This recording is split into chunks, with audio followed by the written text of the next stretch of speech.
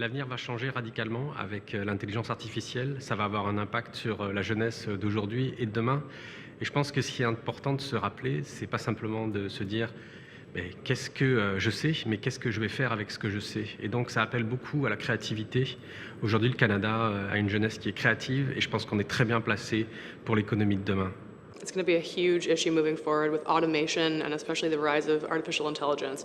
And I think what we're going to see and what we're already seeing is young people really being at the nexus of or being at the forefront of movements for more inclusive social awareness and social citizenship, I want to call it. So I think we're going to see really interesting things happening with young people rallying around ideas like a basic income.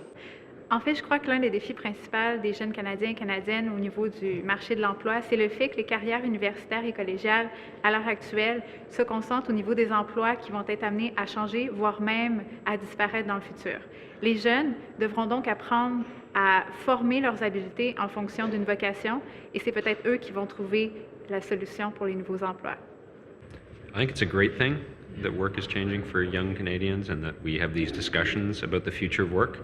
Because I think there's a lot of people that aren't in the workforce now or have difficulty participating in the workforce that need to be brought in, and we need to have those conversations publicly.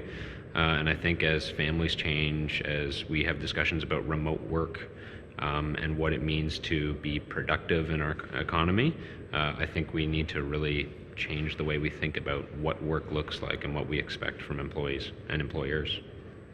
L'enjeu le plus important pour la croissance économique au Canada dans les prochaines années, selon moi, ça va être la pénurie de main-d'œuvre puis le vieillissement de la population. Puis c'est des enjeux qui vont être particulièrement criants pour les jeunes Canadiens comme moi. Fait que je pense que c'est pour ça qu'il faut qu'on améliore l'accueil, l'intégration des immigrants, qu'on investisse dans l'éducation pour que les futurs Canadiens soient super efficaces sur le marché du travail puis qu'ils puissent eux aussi prospérer.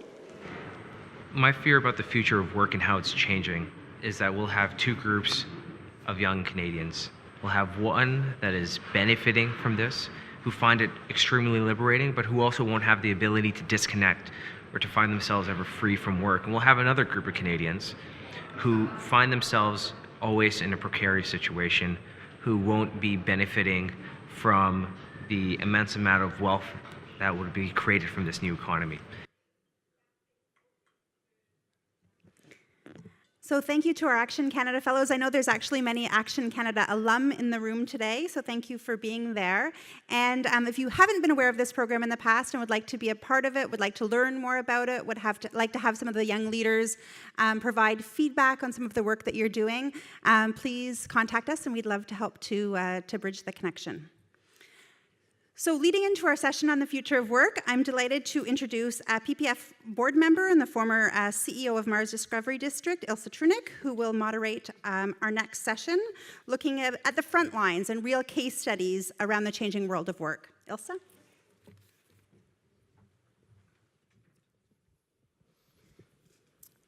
Good morning, everyone. Thanks very much, Julie. And if you haven't dealt with the Action Canada program, I just want to echo what Julie said. If you want to be inspired about the future, this is a great way to get inspired.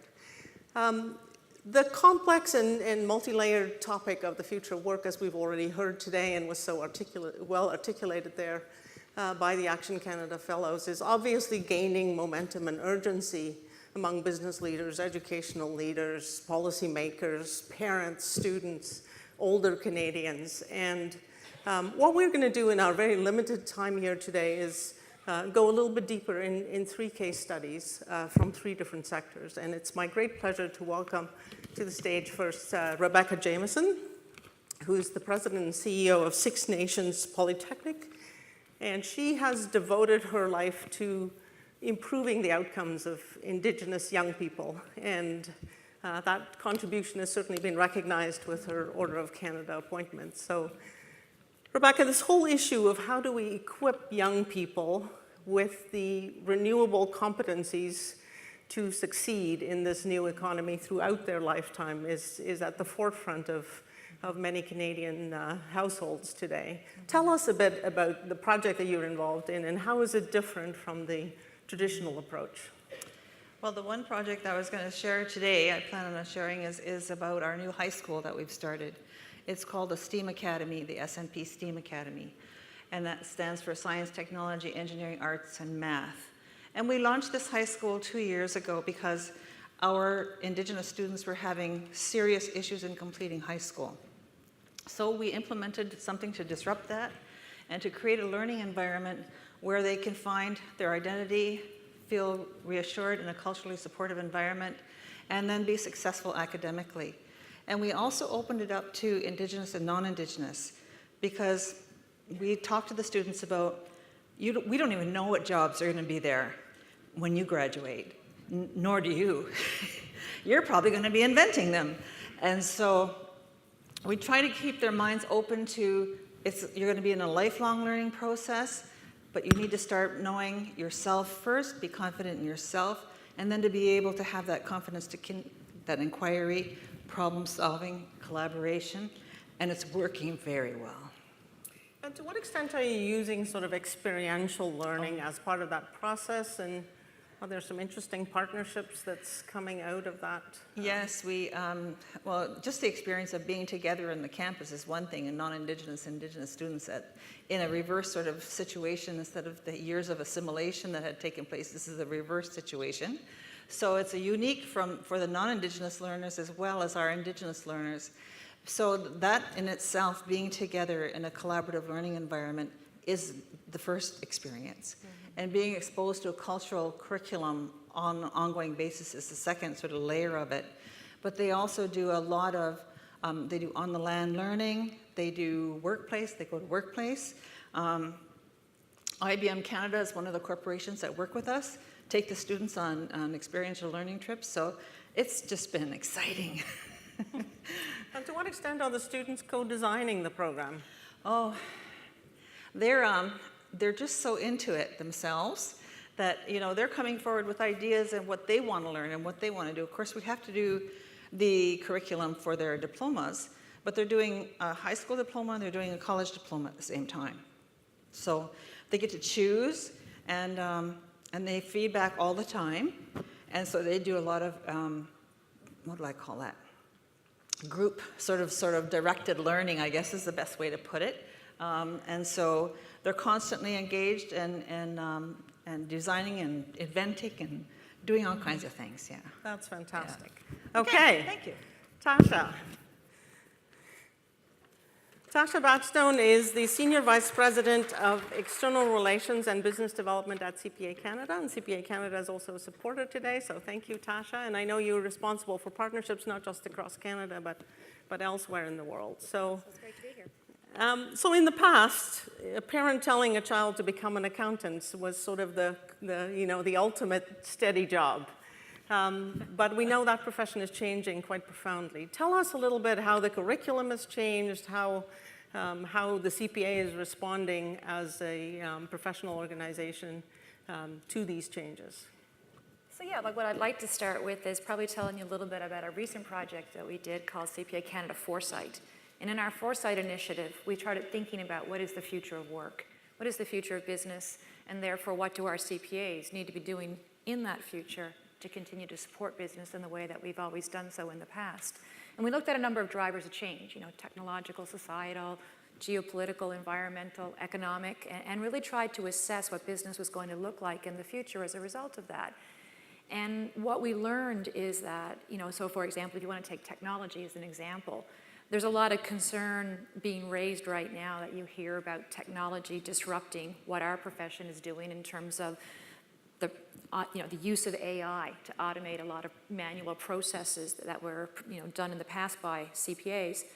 And the reality of it is, when we talk to our stakeholders and we considered it, what we're hearing is that CPAs are actually quite enthusiastic about the future of what technology presents for them, because the use of automation and robotic process automation, for example, to free up a lot of the time that they would have spent doing that manual processing gives them the opportunity to add very different levels of value into an organization, thinking more strategically, thinking about risk.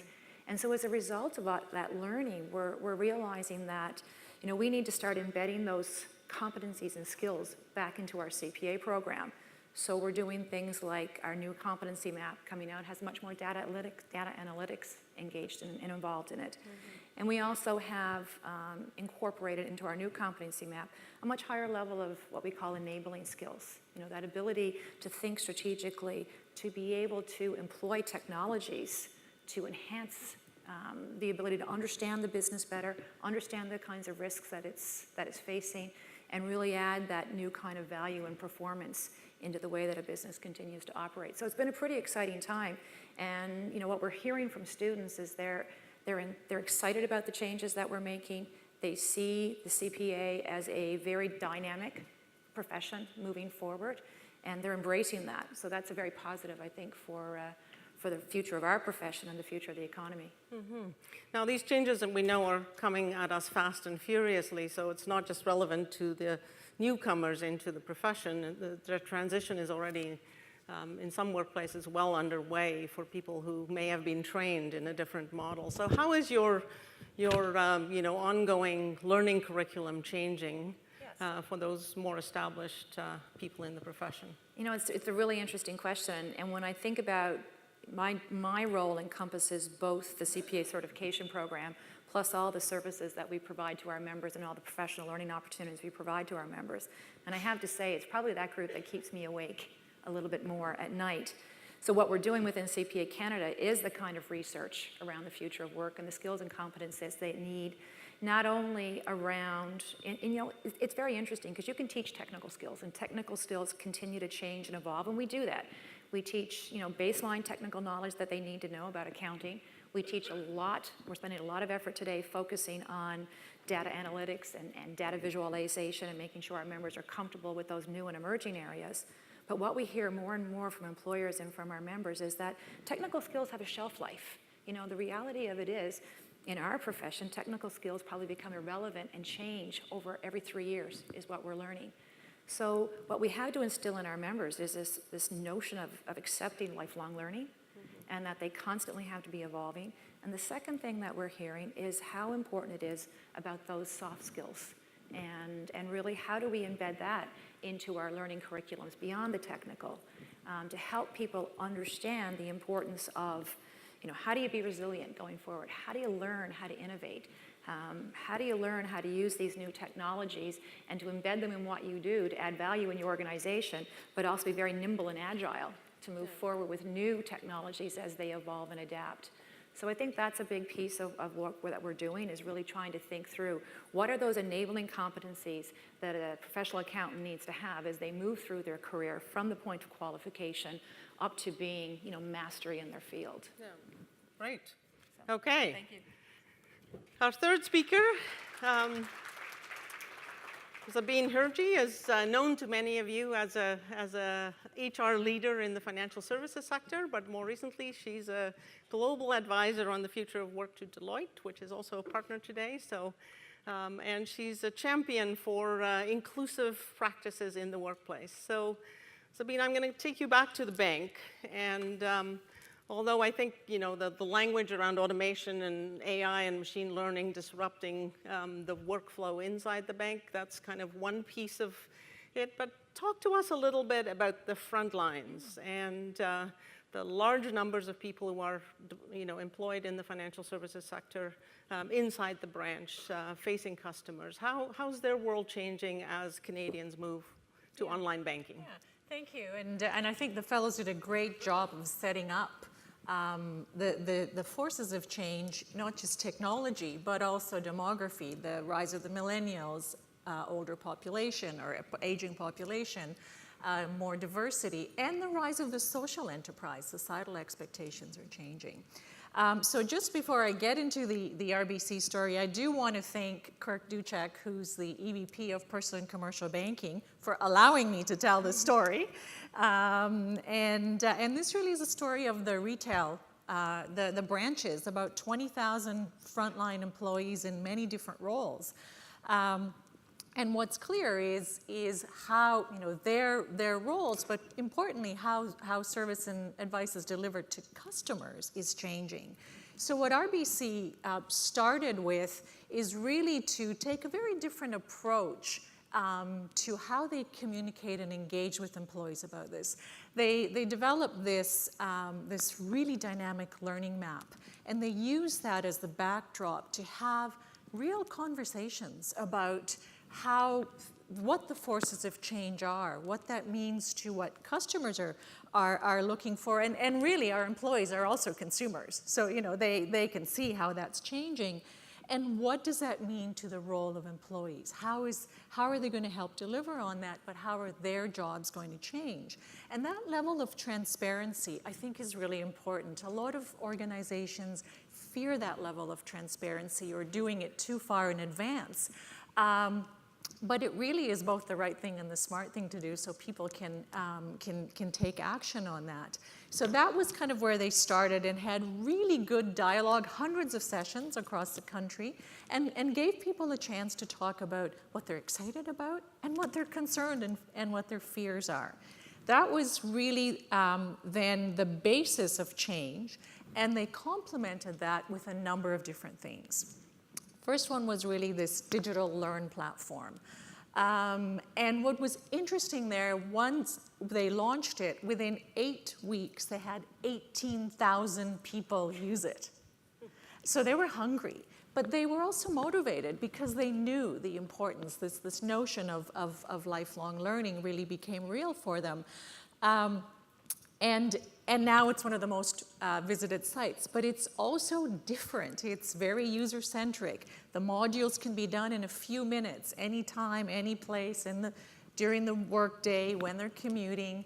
And they have a human element to this as well, because that remains very important. And they have this group of people called digital navigators in the branches, local peer coaches. Started with a few hundred people who help their colleagues, help them overcome some of the fears, understand how to use the technology, how to better serve customers. We have 7,000, I still say we, they have 7,000 digital navigators now that are doing that peer coaching. Human skills, Tashia talked about some of those. And it's a relationship-based business, and so human skills are really important. So what they did is determine that collaboration and partnership and communicating with what they call with radical candor was where they wanted to focus. They put 20,000 people through those learning experiences to upskill them and to really build also very transferable skills. They've done some things structurally as well. They looked at their roles, and every year they make changes to all of the role designs so that there are new aspects added into the roles. So people really get into that rhythm of learning all the time.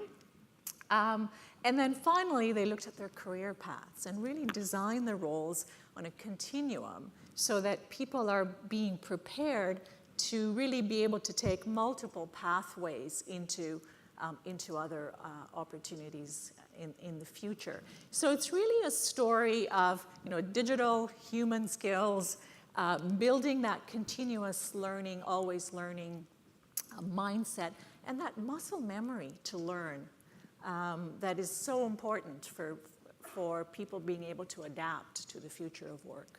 So give us just a moment snapshot of what this population looked like. Age, diversity, geographic diversity, because it's such a big chunk of what we call jobs. Yeah, it is. And I mean, I think for those of us who occasionally go into a branch, it's a very diverse population, a large female population. That's always been the case in retail banking. Very diverse, about 30% visible minority, a lot of new immigrants. And people with disability, Indigenous people. Really represents Canada, other than being maybe overweight on gender, on women, and also on age. Right? There's a really wide spectrum of age, and what we know is many people will work longer. And so it's Canada in our branches, really. Interesting. Okay, let's get out of those specific contexts and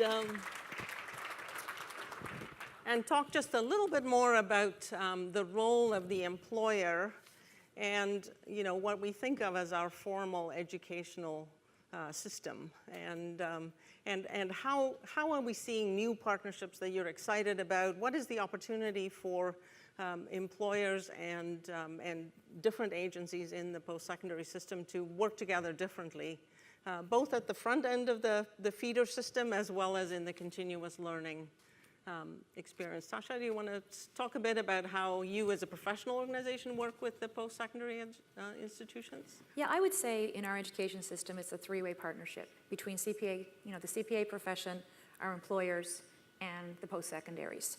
So first, if you take it from the employer, we constantly are benchmarking with our employers. Our students have practical experience requirements as well, so we need to make sure that once they come out of our program, they're able to go into positions and work with employers to gain the experience they need to get their designation, and then, of course, have relevance to that employer beyond and continue their careers. So we speak frequently with employers. We have our competency map each year. When we release a new competency map, we engage, we consult, we do what we call practice analysis, where we go out and do deep interviews with employers to understand the kinds of skills and competencies they need in their accounting professionals and in their business leaders, quite honestly.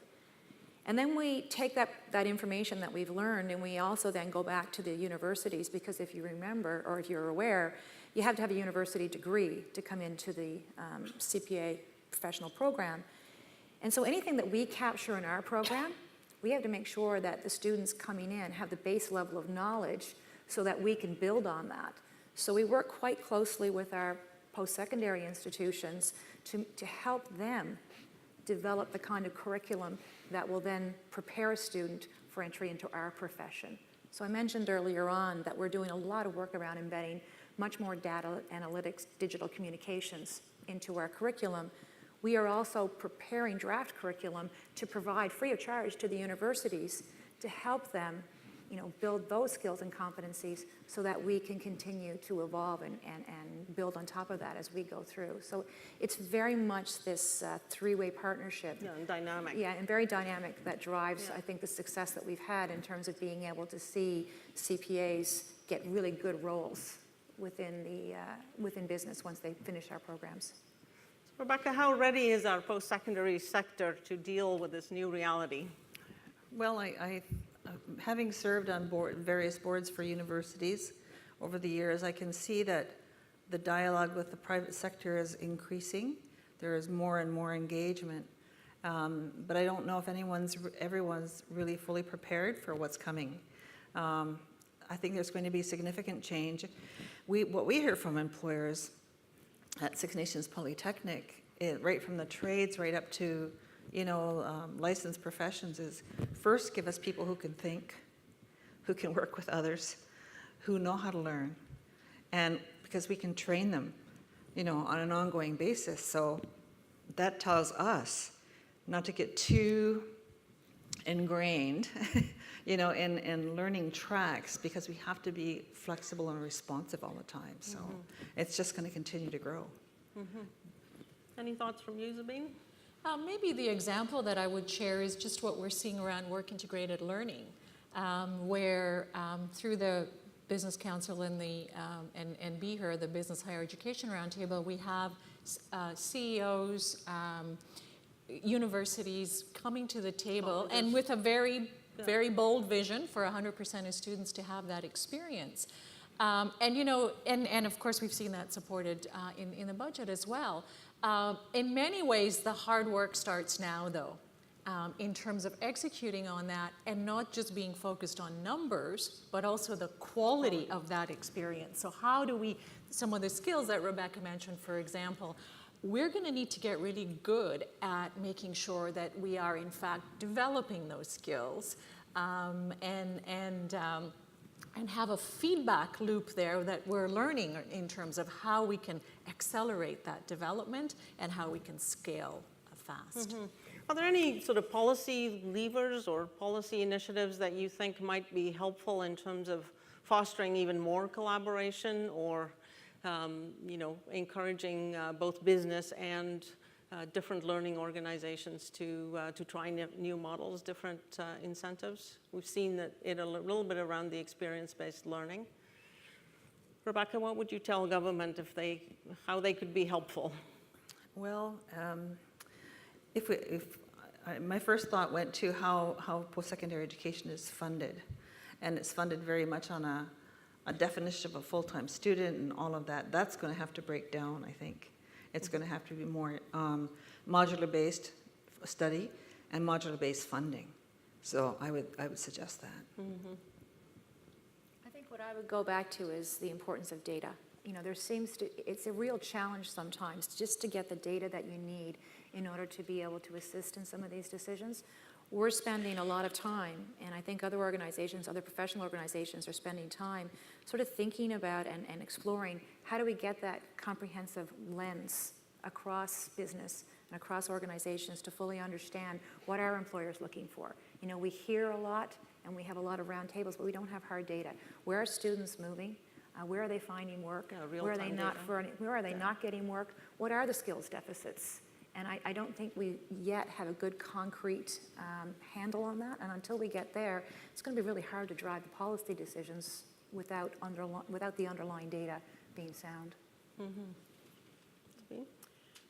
Maybe I'll take them in a slightly different track. I think it's a leadership issue as well. Who are the leaders from these sectors that are going to emerge to really start to have this conversation that needs to happen around the importance of getting this as right as we can. It's not, it's not going to be perfect, but really we're talking about managing really massive movement of people. Churn, exactly. Yeah. Because when we look at numbers sort of net, there are some who argue there'll be more jobs, others that there'll be less. But what we know is that the majority of jobs are going to require new skills. So how is that leadership going to come? Who's going to convene and ultimately have a shared vision that also allows people, or who are the people who are going to rise above their own self-interest and look at this as an issue for the nation and one really of prosperity? That's the opportunity I think we have for leaders to rise to, for certain leaders to rise to that. Yeah, and do the hard work of actually redesigning our system beyond the sort of simple continuum of you get educated, then you work, and then you retire, but much more dynamic and interactive for the 35 to 55-year-olds. Yeah, exactly. But let's go a little bit. You're all involved in fantastically constructive efforts to navigate through this change. Let's go a little bit to the more harsh scenario of structural unemployment, either in certain regions or certain sectors. Are there different roles? Do the roles change now for business? How much leeway should business have to just walk away from the layoffs that potentially may happen? In the RBC context, are they retraining all those frontline workers for work at the bank, or do they see it as a broader enabling program? Yeah, I mean, I think as a general principle, I would say that business's role is to focus on, certainly when it comes to retraining within the organization, I think that's a bigger role. But how businesses help to transition other employees, and they, in the case of RBC, that's I mean, there are situations where people aren't able to move to other roles, or all of the banks, and they're supported for retraining and retooling. But I think the approach really in all economic cycles should actually be the same, and not not a kind of a dial up, dial down. Mm-hmm. Rebecca, any thoughts? It's always a question in terms of where does the balance land, in terms of the common good for everyone to participate. So I think with, as long as there's constant input from and dialogue into the public policy from the private sector, we're going to have some direction in terms of how to deal with those transitions to new skills and support that investment, going forward. So. And the funding formula for students will need to change as well in that process, right? Oh, absolutely, yeah. And one thing I would add is there's a different, small, medium-sized businesses are in a very different space than larger organizations. So one-size-fits-all approach probably doesn't work. Yeah, and certainly we're seeing around the world very interesting collaborations between larger companies and smaller companies on the retraining and reskilling, and I'm sure you're seeing it through the CPA as well, and that's a big important factor for Canada with its large number of smaller businesses. It is, absolutely, and I think, any professional bodies have a responsibility to be able to support that. You have to be thinking about it constantly. What are we going to be doing? It's kind of funny, you sit back and you say, okay, I've talked to members who are sort of, later in their careers, and they think they can just ride this out until retirement, or they hope they can. And the reality of it is that's probably not an option for them.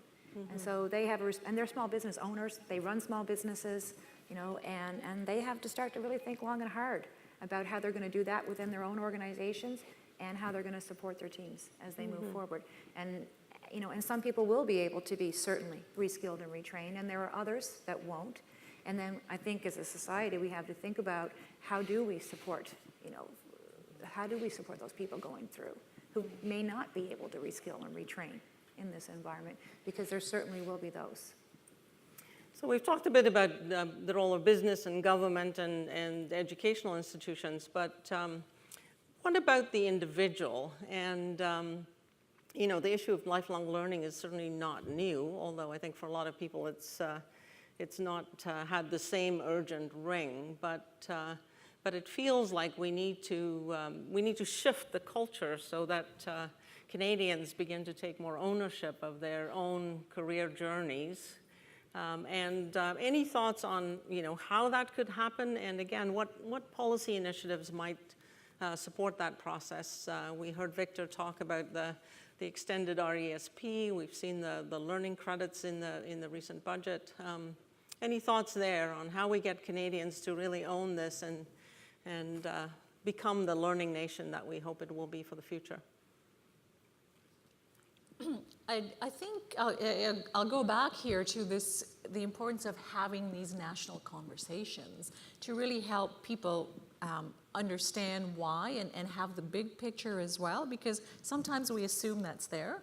And then it's about doing things now. I think the example that I shared was really not waiting for the burning platform, but really building and doing the work so that learning is in the DNA at the next level. I mean, this is something that, banks have been changing for a long time, so it's there, but this really turbocharges it. And also, I think a really important piece is giving access to everyone. Because when we look at training and when we look at training spend, I'll say two things there. When we look at this businesses spend on training, in inflation-adjusted dollars, it's really come down from the 90s. And there's noise in the numbers. I get that because digital training doesn't cost as much and all of that. But that's a concern. But we can't look at it as an average. And even at a cost per employee, or I should say investment per employee on training, who is getting the training? What we know is that typically high potentials, leaders, people that are high value creators get the bulk of the training. Mature workers, low skilled workers who actually need more of that training don't have the same level of access. And so how do you actually start to unbundle those numbers? And then, align with that is how do you get people motivated to do it. And one thing that comes to mind is what we've done around health and wellness in a lot of organizations, really moving to incentivizing people to change their behaviors, to whether it's around fitness or whether it's around destigmatizing mental health. I mean, there's a lot of things that businesses are doing because it's a win-win. It's good for employees and it's good for productivity in organizations. And is there something that we can learn from that to really build this more into people seeing it as as their responsibility, and something that's done over the life of your lifetime. You don't just go to the gym when you're in university and then stop. And why should learning be any different? In fact, you need it more the older going to the gym more the older that you get. Yeah, no, that's Speak good from parallel. experience. Yeah. I also think, in addition to all of that, there's a responsibility. A lot of the reason why people choose not to learn and choose not to invest in their learning is because they just don't know what they don't know. They know they need to do something around digital. They know they need to do something around technology. But I think there's two elements. There's a fear of what to do and am I doing the right thing, and that can be paralyzing. And there's also, the sense of I don't even know where to get my learning. So I believe you have to look at it from a couple of different perspectives as we think about trying to identify what that skills gap is and helping people understand clear pathways of what they need to do.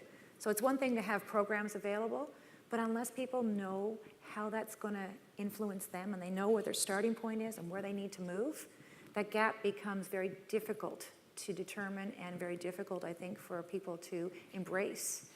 And so I think, from a public policy perspective, there may be something there to help people more fully understand what their skills gap is, and then devise programming and create programming that addresses those specific gaps in their experience, their knowledge, and their abilities. And the second part, I think, is we have to really change what we think about with learning. Learning can be so much, what constitutes learning? We should make learning it has to be available, it has to be on demand, it has to be in a format that's readily accessible and understandable by people. So for example, the idea of asking someone who's 50 years old to go back into a classroom in a post-secondary is hugely intimidating.